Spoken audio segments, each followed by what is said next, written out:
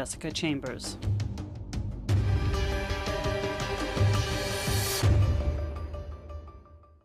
I was a prosecutor in New York City for 8 years before joining Court TV, now called True TV, as a correspondent. For almost 2 decades, I covered trials across the country. All murders are horrific, but the suffering this young woman experienced in the hours before she died is among the worst I've ever seen. I've been following Jessica's case for a long time, and I'm part of Oxygen's television series, Unspeakable Crime: The Killing of Jessica Chambers. This podcast series will cover the story of Jessica's brutal murder, the hunt for her killer, and the trial of the accused nearly 3 years later. The best place to start this deep dive into the story is the place where it happened.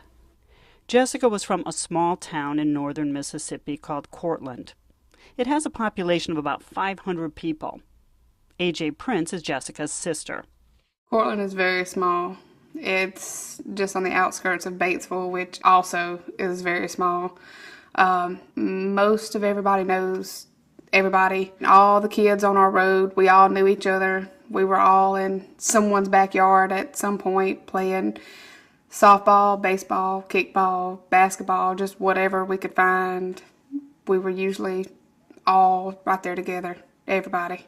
Drive down the road and the stranger on the street was waving at you as he mowed the yard. I mean, it was pretty close. And at some point, you talked to that person. It was never, oh, we have a new neighbor. You didn't hear from them. It was a, hey, how you doing? Cortland is in Panola County, about an hour south of Memphis, Tennessee. Oxford, where Old Miss is located, is a half hour to the east. Stephen Watley is from the Panola County Chamber of Commerce. Like any small town, pretty slow pace. Panola County as a whole is a more blue collar industrial type area.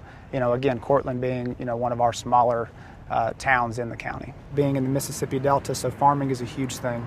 Huge farm community, lots of farmland. Being so close geographically to Memphis and Oxford and the coast even in New Orleans, we do have a lot of industry, a lot of blue collar, hardworking people here in Panola County.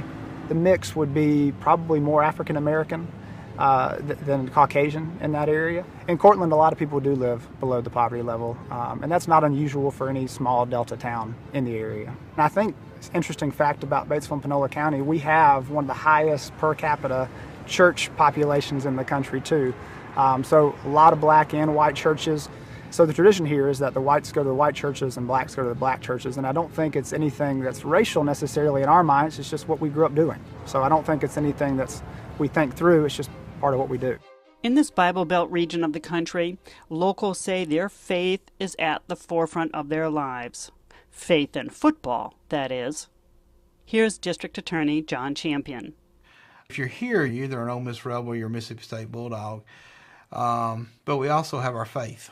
And all of us that grew up, you went to the football games on Saturday, you had your fun, and then on Sunday morning you were in church, and it still holds that way. And, we're all firm believers in raising our children in churches and having that sense of faith to go along with your love for football.